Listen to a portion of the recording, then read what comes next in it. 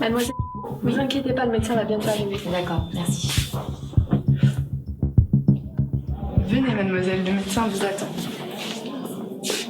Bonjour, mademoiselle. Bonjour. Installez-vous, je vous en prie. Merci. Alors, suite aux examens sanguins que nous avons réalisés, le diagnostic est assez sérieux puisqu'il s'agit d'une hépatite C. L'hépatite C est une maladie relativement fréquente. Dans 20% des cas, l'évolution va vers la guérison spontanée. Dans 80% des cas, l'évolution va vers la chronicité. De gravité variable selon les individus, le VHC entraîne des dysfonctionnements du foie, une inflammation et la destruction de certaines cellules du foie. C'est une cause majeure de cirrhose, 30% des cas au bout d'une vingtaine d'années, et de cancer primitif du foie. Donc là, vous êtes en train de me dire que c'est grave, que je peux mourir? Vous n'allez pas mourir puisqu'il existe des traitements, mais c'est une maladie assez lourde. Oh mon Dieu. Donc aujourd'hui, l'une des priorités va être d'avoir un suivi médical régulier pour prévenir toute complication et déterminer les dommages du foie pour adapter ensuite le traitement. C'est un sujet assez difficile à aborder, il faut le communiquer à vos proches, mais il est nécessaire de bien s'informer auparavant pour faire face aux différentes questions qu'on va vous poser et pour pallier à l'appréhension que vont ressentir vos proches. Je vous propose qu'on se revoie la semaine prochaine pour faire l'échographie et la biopsie et commencer le traitement. Bien sûr. Quelqu'un vous attend pour vous raccompagner ? Oui, il n'y a pas de problème. Salut, je me présente, moi c'est Muriel. On dirait pas comme ça, mais j'emmène pas large. Je suis complètement paniquée, hépatite C. C'est quoi ça, hépatite C? Je sais même pas comment j'ai pu choper ça. Par contamination sanguine? Oui, mais quand? Je suis venue parce que je suis tout le temps crevée, j'ai pas d'appétit, j'ai une sale tête, le teint un peu jaune, pas le moral, et mal aux articulations et au ventre. Et quoi? On me trouve une hépatite C avec insuffisance hépatocellulaire? On serait 130 à 150 millions de personnes porteurs du virus dans le monde. En France, il y a 370 000 porteurs d'anticorps du VHC et 2600 personnes qui en meurent chaque année. 70% des personnes infectées sont asymptomatiques et la maladie évolue en silence, ce qui fait sa dangerosité et sa prévalence importante. Un tiers des personnes contaminées par le VHC ignorent qu'elles sont porteuses. À l'heure actuelle, la principale voie de transmission du VHC est l'usage par les utilisateurs de drogue, de seringues ou d'instruments contaminés. C'est 70% des 5000 nouveaux cas par an en France. Il paraît qu'on dit que l'on est épatant. C'est pas épatant ça? Non, pas tellement. Oh mon petit bébé. Oh là là, Maman, ça va. c'est grave. Oh là là, ma daronne, à l'heure où je vous parle, elle est persuadée que je mène une vie de fou, genre sexe, drogue et alcool. Mais tu te drogues, tu te drogues. Non. Tu sais que tu peux tout me dire, tu me dirais si tu te drogues. Je peux tout entendre. Bien sûr. Mais comment t'as pu choper ça? J'en sais rien, tu sais, j'ai des piercings, des tatouages, ça peut venir de plusieurs choses. Mode de contamination. Par voie sanguine. Accident d'exposition au sang du personnel soignant. Hygiène réglementaire non respectée lors de soins dentaires, acupuncture, rasage chez barbier, tatouage, piercing. Usage de drogue par voie intraveineuse ou nasale, partage du matériel. Bon, en tout cas, on est là, on va t'entourer, on va trouver des solutions. Oui, je sais. J'ai appelé tes copines. Elles sont à la maison.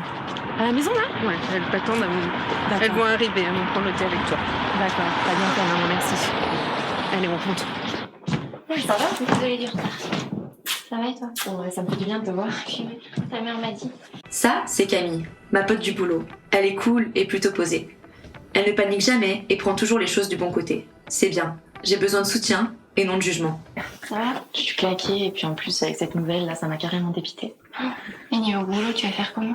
Je vais aller voir le médecin la semaine prochaine, j'ai rendez-vous et puis je pense qu'il va m'arrêter, mais bon, tu connais mon patron. Et encore, la chance que j'ai, c'est que je suis pas dans le médical parce que bon, la contamination est par voie sanguine. Donc... Mais t'es obligée de leur dire ou pas? Non, je préfère pas parce que bon, tu connais les clichés, hein. Je vais passer pour une toxico. J'ai vu, il y a beaucoup de personnes qui vivent avec. Après, ils prennent les précautions qu'il faut prendre, mais... Ouais, je me fais pas trop de soucis, mais tu sais ce que c'est, quoi, d'apprendre une nouvelle comme ça, c'est pas évident. Bon, je te fais un thé. Et surtout pas d'alcool, hein? Ah, ça va, commencez pas. Il faut informer les personnes délivrant des soins. Un arrêt de travail est parfois nécessaire. Il n'y a pas d'obligation d'en informer son employeur. Il faut protéger son foie avec un bon équilibre alimentaire, la suppression de consommation d'alcool, éviter la prise de poids, le tabagisme et la consommation de cannabis. Ça salut. Putain, calme, ça craint. Charlène, une autre pote, toujours flippée, même d'un rhume, j'ai bien cru qu'elle ne viendrait plus me voir, mais après s'être mis à la page sur ma maladie, elle était moins parano et moins distante. Non, mais calme-toi, allez, assis-toi ici, là. Non mais calme. J'ai la trouille, on est sortis ensemble la semaine dernière, j'ai bu dans son verre, imagine je suis contaminée, imagine j'ai l'hépatite C. Non, mais chat, calme-toi, c'est pas grave, sanguine, t'as pas utilisé son rasoir, ni sa brosse à dents. Bah non, j'ai pas utilisé ni son coupon, ni sa brosse à dents, ni son rasoir, j'ai pas utilisé, non. Et bah voilà, bah détends-toi. Et elle, comment elle va? Et avec son copain, comment elle va faire? La semaine dernière, ils parlaient de faire un gosse ensemble. Mais ça va, les préservatifs, ça existe. Et puis bon, écoute, le virus, il se transmet rarement hein, de la mère à l'enfant, donc... Et si le préservatif il craque, Mais- c'est vu que ça se transmet par la sanguine, il peut avoir l'hépatite C lui aussi. Calme-toi, chat. Détends-toi, on est là pour l'épauler. Il faut éviter le partage d'objets en contact avec le sang. Recommandation particulière, continuer à vivre ensemble et se faire des bisous. Il n'y a pas de contre-indication à la grossesse, sauf pendant le traitement. L'allaitement est possible. Pour les relations sexuelles, le port du préservatif est recommandé s'il y a des infections génitales, des rapports pendant les règles, avec une peau lésée ou des saignements. Bon, depuis ta mère elle m'a appelée, j'ai fait plein de recherches et je sais plein de choses sur l'hépatite C. Laetitia, c'est l'intello de la bande. Elle est au courant de tout, elle va tout me dire sur ce qui existe, où en est la recherche médicale, et tout, et tout. Bon alors, pour les traitements, ils fonctionnent plus ou moins bien selon le génotype du virus, mais plus de 50% guérissent et après le virus il devient carrément indétectable. Il faudra vraiment tenir le coup et aller jusqu'au bout du traitement. Et les 50 autres pourcents? En fait, la recherche, elle avance vachement. Avec les antiviraux, ils sont mieux tolérés et plus efficaces. Et par contre, je te le dis direct, faut être milliardaire hein, pour ces traitements. Il y a vachement d'associations qui se battent à fond pour que tous les malades ils aient le droit à pouvoir avoir ces traitements. D'ailleurs, sur Lyon, il y a la maison des patients et on peut y aller tout ensemble si tu veux. Oui, bah oui, on va ensemble, venir, on va c'est dire aux entièrement- filles. Et si t'es vraiment trop fatigué, tu peux aussi avoir le droit à une aide ménagère, surtout pendant toute la durée de ton traitement, et elle est remboursée par la sécurité sociale. hépatiteinfoservice.org. SOS Hépatite Fédération, c'est la prévention, l'information, la solidarité et la défense. À Lyon, la Maison du Patient. L'hépatite C est une maladie considérée comme une affection longue durée par la sécurité sociale. En France, 31 CHU disposent de services pôles de référence hépatite C. Il y a la création de réseaux de soins ville-hôpital-VHC pour faciliter les échanges entre professionnels et mieux répondre aux besoins des malades. Je prendrai aussi rendez-vous avec un psy et puis une assistante sociale pour voir un peu pour la suite. Et puis en tout cas, merci les filles d'être là, ça me fait super plaisir. Bon allez, déprimons pas et puis trinquons. Allez, à l'avenir. Moi, c'est Muriel. Je viens d'apprendre que je suis atteinte d'une hépatite C chronique avec insuffisance hépatocellulaire. C'est dur, c'est assez préoccupant, ça me fatigue, ça m'affaiblit, mais je viens aussi d'apprendre qu'il y avait de l'espoir, beaucoup d'espoir, et que mes proches allaient me soutenir pour traverser cette épreuve.